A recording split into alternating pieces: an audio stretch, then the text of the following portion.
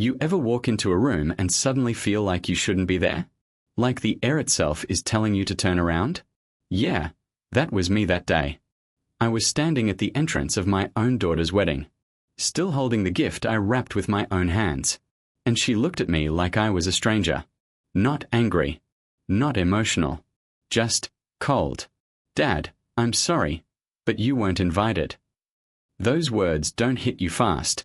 They sink in slowly, like ice water sliding down your back. I thought she was joking at first. I even smiled. Because what kind of daughter uninvites her own father? But she didn't smile back. Her eyes were different. Distant. Like I was embarrassing her just by breathing. You should go, she said quietly. Please don't make this awkward. Awkward. 28 years of raising her. Reduced to awkward. And here's the crazy part. I didn't yell. I didn't argue. I didn't even ask why. I just stood there, holding that stupid gift box, feeling like the walls were closing in.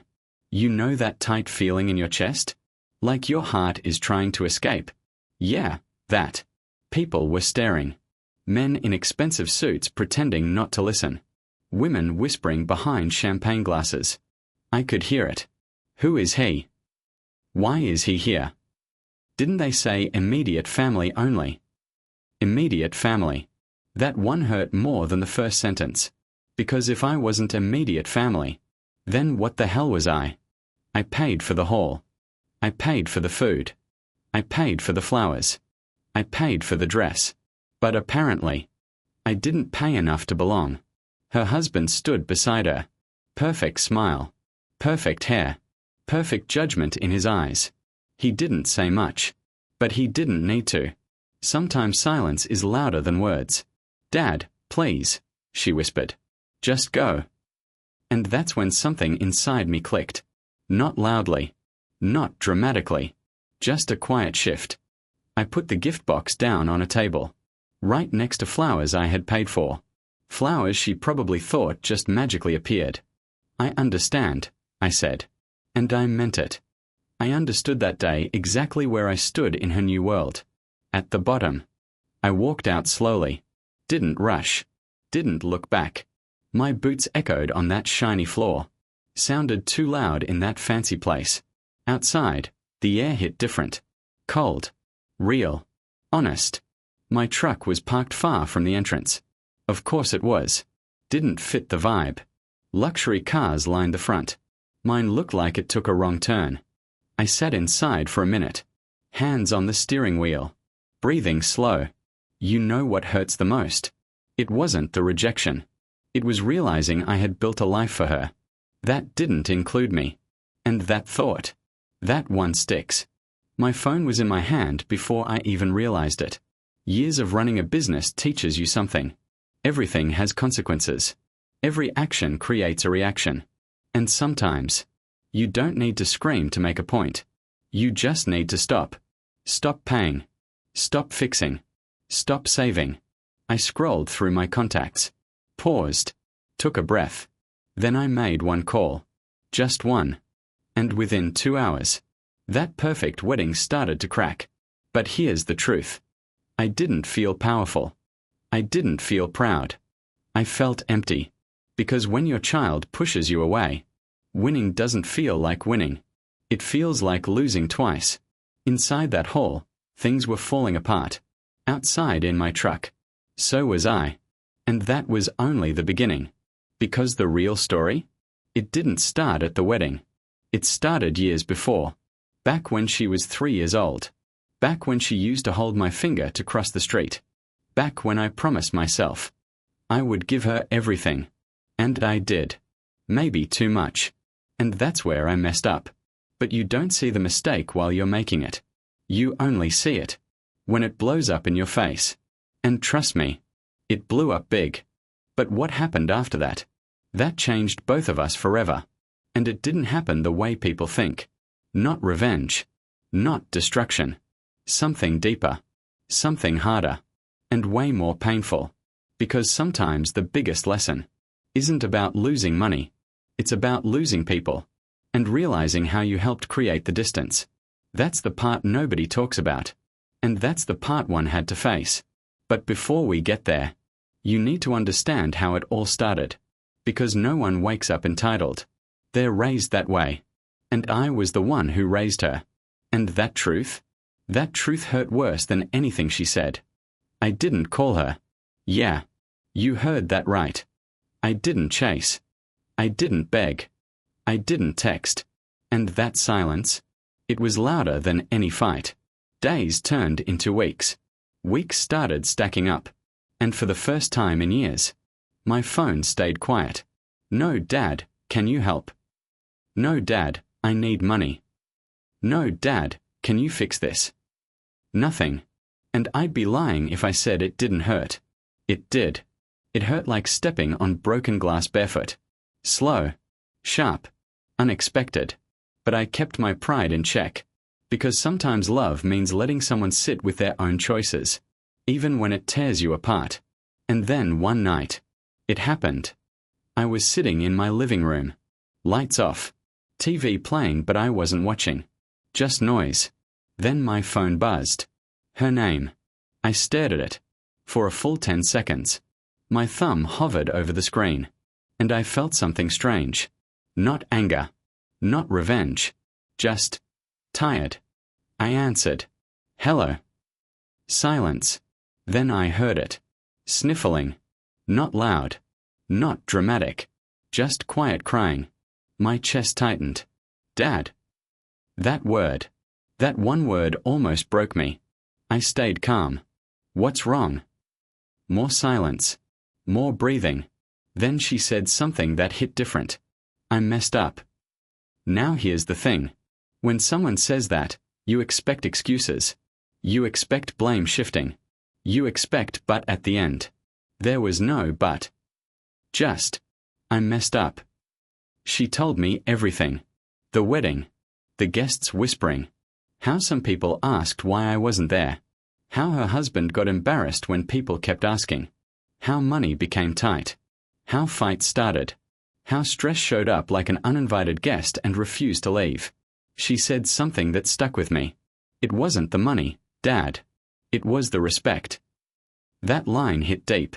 Because that's what I had been trying to say all along. You can disagree with me. You can argue with me. But don't erase me. Don't treat me like I was just a wallet. Her voice cracked. I thought I was protecting my marriage. And there it was. Pride dressed up as protection. Fear dressed up as strength. We've all done it. We all think we are doing the right thing. Until the silence shows us the truth. She admitted something else. Her husband didn't force her. Yeah. Let that sink in. He didn't force her. She chose. She chose to avoid conflict. She chose to keep peace in the moment. She chose convenience over character. And now she was sitting in the consequences. I didn't yell. I didn't lecture. I just listened. Because sometimes people don't need correction. They need space to see themselves. She asked if we could meet. Just the two of us. No drama. No audience. I paused. Not to punish her, but because I needed to breathe. Old wounds don't heal overnight. Okay, I said. We met at a small cafe 2 days later. The kind of place nobody notices. Quiet. Warm lights. Simple tables. She walked in first. And for the first time, she looked smaller. Not physically, but emotionally. Like the confidence she once carried had cracks in it. She hugged me. Tight. Longer than usual. And I felt it. Not guilt. Not manipulation. Just regret. Real regret. We sat down. Ordered coffee. Didn't touch it. She apologized again. Not for the wedding. Not for the money. But for the sentence. The sentence that changed everything. You don't belong here. She said she replayed that line in her head 100 times. And every time, it sounded worse. She said she realized something. You were never asking for control. You were asking for respect. Exactly. That's all it ever was. I told her something simple. I can forgive words, but I can't forget patterns. She nodded. And that's when she said the most honest thing of the night. I didn't see you as a person, Dad. I saw you as support. That hurt. But it was honest. And honesty is where healing starts. We talked for hours. Not about money. Not about the wedding. About boundaries. About adulthood. About how marriage doesn't mean cutting off the people who built you. I told her I'm not her enemy. But I'm also not her bank. I told her love isn't obedience. And respect isn't optional. She cried. I didn't. Not because I didn't feel it, but because I needed to be steady. Before we left, she asked something small. Can we start over? Now here's where people think forgiveness is dramatic. It's not. It's quiet. It's choosing not to keep score. It's allowing growth. I said yes. But I added something. We start over as adults. Not as child and provider. She understood. And that was the real shift. Not the apology. Not the tears. The understanding. On the drive home, I felt lighter. Not because I won. Not because she lost. But because ego stepped aside. Pride softened. And something real replaced it. Weeks passed after that. Slow rebuilding. Short calls. Honest conversations. No more entitlement. No more emotional manipulation. Just effort. And you know what? Her marriage changed too. Because once she learned to respect one relationship properly, she started fixing the other one. Funny how that works. The biggest lesson? Sometimes people don't need you to destroy them. They need to experience life without your protection. And when reality hits, it teaches louder than you ever could. I still think about that sentence sometimes. You don't belong here. But now, it doesn't sting the same. Because I know where I belong. I belong where respect lives. And if it disappears, I walk. Calmly. Silently. With dignity. And maybe that's the real growth. Not proving your worth. But knowing it. And trusting that time reveals everything. Because in the end, love without respect breaks. But love with boundaries? That rebuilds stronger. And trust me, the quiet lessons are the ones that last the longest. But here's the part most people don't talk about.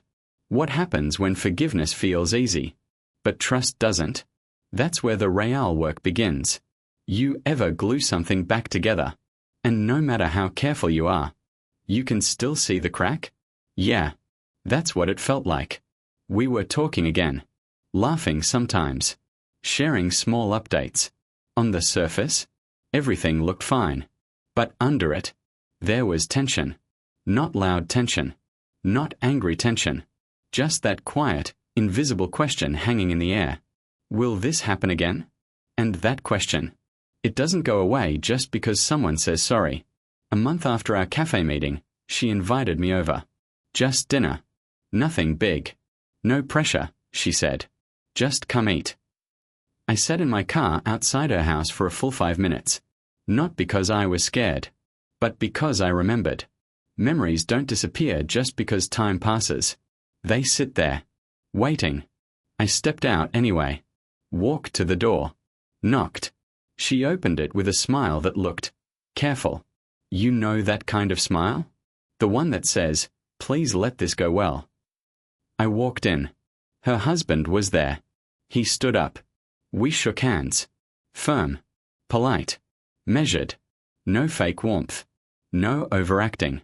Just two grown men trying not to mess this up. Dinner was normal. Small talk. Work updates. Random jokes. But I noticed something different. She wasn't trying to impress him. She wasn't looking at him before speaking. She wasn't shrinking herself. She spoke directly. Clearly. Like someone who had learned something. Halfway through dinner, something happened. It was small. But it mattered. Her husband disagreed with something I said about finances. Nothing serious. Just a different opinion. Before, she would have jumped in. Defended him instantly. Chosen sides like it was a team sport. This time, she stayed quiet. Let us talk it through. No tension. No performance. Just conversation. And I saw it. Growth. Not loud. Not dramatic. But real. After dinner, she walked me to my car. She asked softly, was that okay? I didn't pretend. It was better. She nodded. Relief showed on her face. And right there, I realized something. She wasn't trying to win anymore. She was trying to repair. Big difference.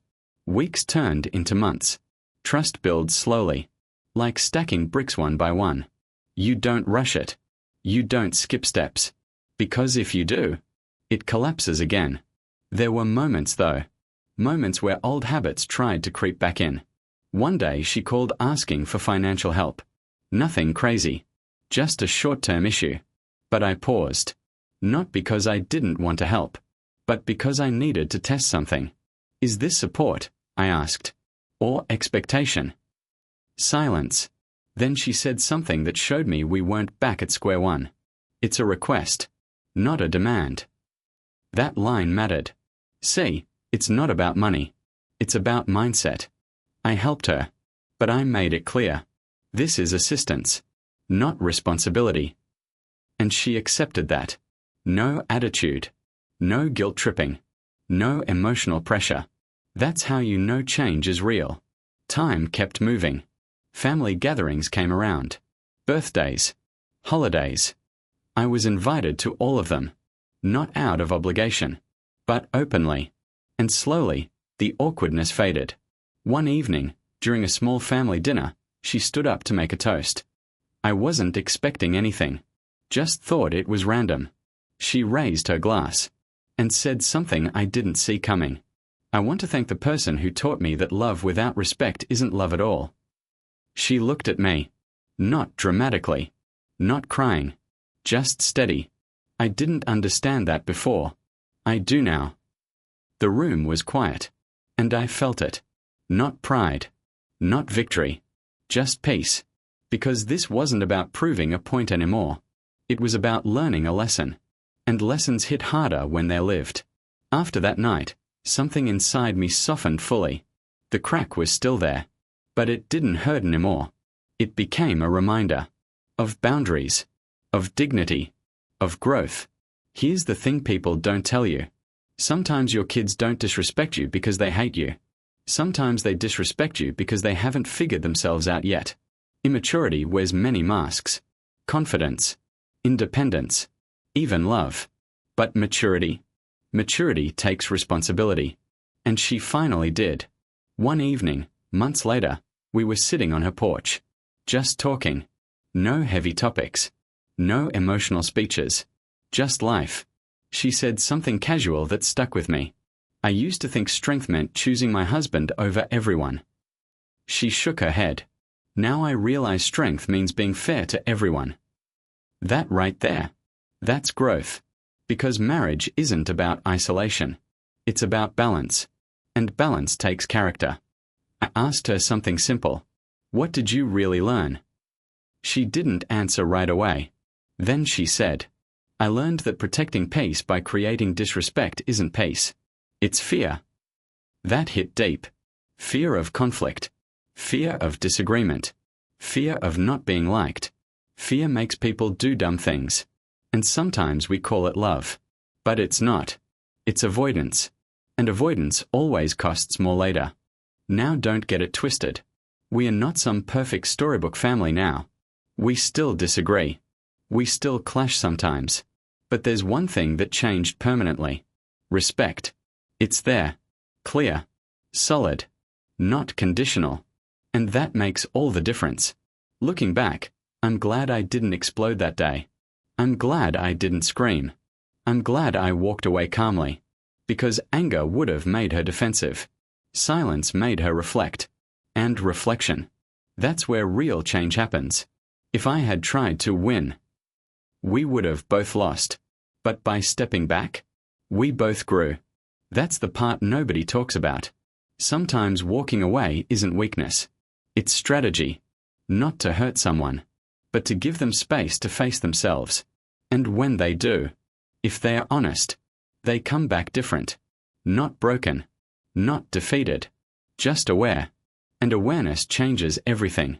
Now here's the real truth. Forgiveness isn't a one-time thing. It's a daily choice. You choose not to bring up old wounds. You choose not to weaponize past mistakes. You choose peace over ego. And trust me, that choice isn't always easy, but it's worth it. Because at the end of the day, family isn't about perfection. It's about accountability. It's about growth. It's about learning when you messed up and having the courage to fix it. And sometimes, the strongest thing you can do as a parent is step back, let life teach, and be there when the lesson finally lands. But here's something else I didn't expect. The biggest change wasn't in her. It was in me. And that shift surprised me more than anything. I used to think I handled it perfectly. Calm, composed, dignified. That's what I told myself. But one night, I caught my reflection in the mirror, and I didn't look calm. I looked tired. Not physically, spiritually. You see, when someone you raised tells you that you don't belong, it shakes something deep inside. Even if you don't react, even if you stay cool, it sits there, like a quiet bruise. And I realized something I didn't want to admit. Part of me wasn't just hurt. Part of me felt replaced. Yeah, that's the ugly truth. Parents don't talk about that. But it's real. You spend years building someone's world. Then one day, someone else becomes their priority. That's normal. That's life. But if it's not handled with respect, it feels like you've been downgraded. And that feeling, it messes with your head. I started questioning myself. Was I too involved? Did I give too much? Did I make it too easy for her to see me as support instead of a person? That last question hit hard. Because maybe, just maybe, I helped create the pattern. See, I never said no. If she needed money, I sent it. If she needed advice, I gave it. If she needed fixing, I showed up. No boundaries. No limits. I thought that was love. But sometimes love without limits teaches the wrong lesson. It teaches people that you'll always absorb the impact. That you'll always bend. That you'll always be there, no matter how they treat you. And when people believe that, they stop being careful. That realization stung. Because it meant I wasn't just the victim. I was part of the system. I had to own that. Growth isn't just pointing fingers. It's looking at yourself and saying, okay, what did I contribute? So I changed something. Not loudly. Not dramatically. Quiet adjustments. When she called late at night for something small, I didn't always rush. When she vented about minor issues, I listened, but I didn't jump in to fix. When she asked for help, I asked questions first. Not to interrogate, but to encourage independence. And guess what? She stepped up. Handled more on her own. Solved her own conflicts. Made decisions without running to me. At first, it felt strange. Like I was pulling back love. But I wasn't. I was shifting it. From rescuing to respecting. Big difference. One evening she said something that surprised me. You don't hover anymore. I laughed. Was I hovering? She smiled. Yeah, but I didn't know it until you stopped. That made me think. Sometimes we confuse presence with control. We think being constantly available equals good parenting. But real parenting? It evolves. You don't hold their hand forever. You let them walk. Even if they stumble. Even if they make dumb choices. That's life. And honestly, pulling back gave me space too. I started focusing on myself again. Old hobbies. Old friends. Things I had paused for years. For so long, my identity was tied to being needed. That's a dangerous place to live. Because when you're no longer needed the same way, you feel empty. I had to rebuild who I was outside of being Dad the fixer. That wasn't easy. There were quiet nights. Moments of doubt. Moments where I almost called just to check in, even when it wasn't necessary. But I stopped myself. Not out of pride. Out of balance. And slowly, I felt stronger. Not in a tough guy way. In a grounded way. One afternoon, months later, she called again. Her voice sounded steady. Confident. Just wanted to tell you I handled something on my own today. No crisis. No drama. Just sharing growth. I felt proud. Not because she needed me, But because she didn't, that's when it clicked. My job was never to be her permanent safety net. My job was to prepare her to build her own. And maybe I had delayed that by always jumping in. Hard truth, but true. We talked more openly after that. About expectations. About boundaries. About the fear she had of disappointing her husband. About the fear I had of losing relevance. Yeah, I admitted that. Because vulnerability works both ways. I told her, when you said I didn't belong, it made me feel replaceable. She looked shocked. I never meant that. I know, I said, but impact matters more than intention. That conversation changed everything. It wasn't defensive. It wasn't emotional chaos. It was two adults talking honestly. That's what growth looks like. Messy beginnings. Clear endings. Now here's the wild part. Her marriage improved too. Not because I interfered, but because she stopped avoiding conflict. She started speaking up respectfully. Started setting boundaries inside her own home. And when you respect yourself, people adjust. Or they reveal themselves. Luckily, he adjusted.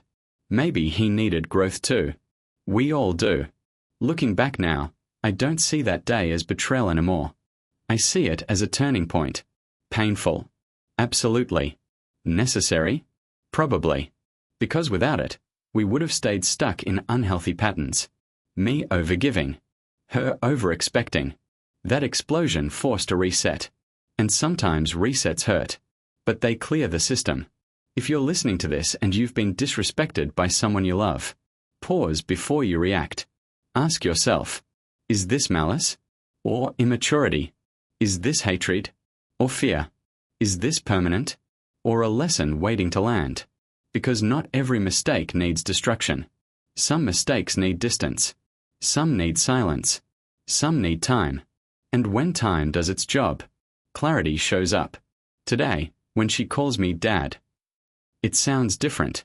Not dependent. Not entitled. Grateful. And that's enough. We are not perfect. But we are real. And real relationships survive storms when both sides are willing to grow. If she never reflected, we'd be strangers right now. If I reacted with ego, we'd be broken. Instead, we both chose discomfort over pride. And that saved us. Here's what I learned. Respect isn't demanded. It's modeled. Boundaries aren't punishment. They are protection. Silence isn't weakness. It's space for reflection. And love. Love isn't about control. It's about growth. But don't get it twisted. Growth doesn't mean forgetting. It means remembering wisely. And there was one final moment. One simple moment. That confirmed everything had truly changed. And it came when I least expected it. It wasn't some big holiday. Not a wedding. Not a birthday. Not a crisis. It was an ordinary Sunday. The kind of day that used to pass without meaning. I was at home, fixing a loose cabinet hinge. Old habit. If something's broken, fix it. My phone buzzed. Her name. I smiled automatically this time. No hesitation. No tight chest. I answered. Hey. Her voice sounded calm. Steady. Are you home? Yeah. Can I come by? No emergency tone. No stress. Just normal. Sure. About 20 minutes later, she walked in.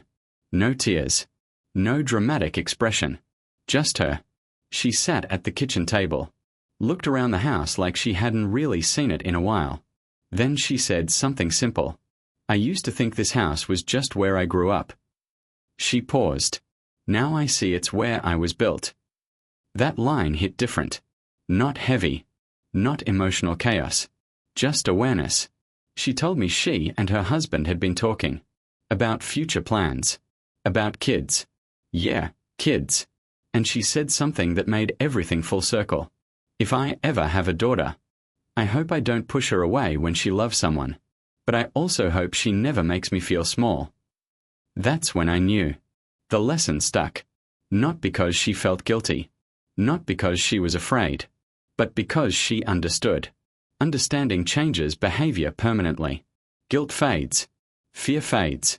Understanding stays. She looked at me and said, "You didn't punish me. You just stepped back." I nodded. "That's what hurt the most," she said. "Not yelling. Not anger. Distance. Because distance forces reflection. When someone stops absorbing your mistakes, you feel the weight of them." And she felt it. She apologized again. Not in a dramatic way. Not crying this time. Just mature. I was scared of losing my marriage. So I almost lost my father. That's real. Fear makes people overcorrect. Makes them choose extremes. But balance takes courage. We talked for a long time that afternoon. About identity. About how marriage doesn't erase your roots. About how adulthood means holding multiple relationships with fairness. Then she did something small, but powerful. She stood up, walked over, and hugged me. Not tight like someone afraid to lose you. Not desperate. Just solid. Secure. That's the difference. Desperate hugs cling. Secure hugs rest. This one rested. And in that moment, I realized something about myself too. I wasn't afraid anymore. Not of being replaced. Not of being forgotten. Because when respect is real, it doesn't compete. It coexists. Later that evening, her husband came by to pick her up. He stepped inside. We talked briefly. Normal. No tension. No forced politeness. Just steady. As they were leaving, she turned and said, "Next Sunday, dinner's at our place. And you're not optional." That made me laugh. Not optional. See the difference? Before, I was convenient. Now, I was valued. Big shift. After they left, I sat down in the quiet house. Same walls. Same furniture. But I felt different. Lighter. Not because everything was perfect, but because everything was honest. Pain had done its job. Reflection had done its job. Growth had done its job. And here's the thing I want you to understand if you've been listening this whole time. Not every disrespect is the end of a relationship. Sometimes it's the wake-up call. But only if both sides are willing to look in the mirror. If she stayed defensive, we'd be done. If I stayed bitter, we'd be done. Instead, we chose uncomfortable growth. And that's rare. Nowadays, when we disagree, it doesn't feel like war. It feels like conversation. That's maturity. You don't erase people when they challenge you. You learn how to balance. And I've learned something else too. Being needed feels good. But being respected? That feels better. Way better. If you're a parent listening to this, don't fight to stay in control. Fight to stay respected. And if you're a son or daughter listening, don't confuse independence with dismissal. You can build your own life without tearing down the people who built you. Trust me. I almost lost something irreplaceable because of pride. She almost did too. But pride doesn't win long term. Humility does. Now when she says, "Dad," it carries weight. Not obligation. Not convenience. Just love. Real love. And real love doesn't erase. It evolves. So yeah, that day when she said I didn't belong, it hurt. It shook me. It changed us. But it didn't end us. It refined us. And sometimes, refinement requires fire. If you're going through something similar right now, don't rush your reaction. Let time expose the truth. Set boundaries. Stay calm. Let life teach what you can't. Because the strongest move isn't always shouting. Sometimes it's stepping back and letting the lesson land. And when it does, the relationship that returns is stronger than the one that broke. That's the real story. Not revenge. Not domination. Growth. And honestly, that's a win for everyone. But I'll leave you with this. Respect isn't automatic. It's maintained. And once you learn how to maintain it without fear, you stop worrying about losing your place. Because your place becomes earned. And earned places? They don't disappear. They stay. Quietly. Solid. Forever. If you had asked me back then what hurt the most, I would have said the words, "You don't belong." Yeah, that sentence cut deep. But looking back now, it wasn't the words. It was what they revealed. It revealed fear. It revealed immaturity. It revealed a gap in understanding. And it revealed something inside me too. I wasn't just a father. I had made myself a fixer, a provider, a safety net. And somewhere along the way, I forgot to protect my own dignity. That day forced both of us to grow up. Her, because she had to realize love isn't about choosing sides. Me, because I had to realize love isn't about overgiving. Pain doesn't always destroy relationships. Sometimes it upgrades them. But only if you let it. I could have exploded. Could have cut her off forever.